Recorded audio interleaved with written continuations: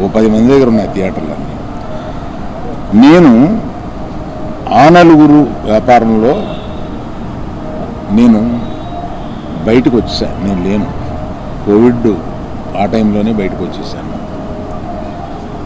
నాకున్న అంటే ఎగ్జాంపుల్ మీరులా చెప్పొచ్చు అనుకోవచ్చు, తెలంగాణలో నాకు ఒక్క థియేటర్ కూడా లేదు ప్రస్తుతం.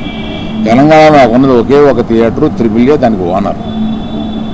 కనుక నా దగ్గర ఒక్క థియేటర్ కూడా లీజులో లేదు. ఆంధ్రాలో కూడా అన్నీ వదిలేసుకుంటా వచ్చేసి నా దగ్గర మొత్తం 1500 థియేటర్లు ఆంధ్రాలో ఉంటే, అదే మొత్తం తెలుగు రాష్ట్రాల్లో ఉంటే నా దగ్గర 15 లోపు ఉన్నాయి.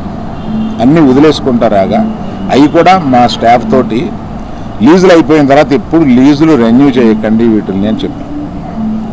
కనుక నా దగ్గర ఆ థియేటర్లు లేవు.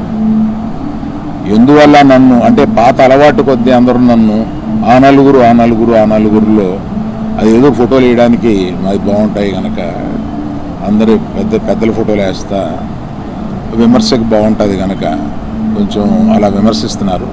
నేను దయచేసి మీడియా మిత్రులను అడిగేది ఏంటంటే, ఆ నలుగురు అని వేసేటప్పుడు నన్ను కలపకండి. నేను లేను, ఆ వ్యాపారంలో లేను, నేను అన్నీ వదిలేశాను.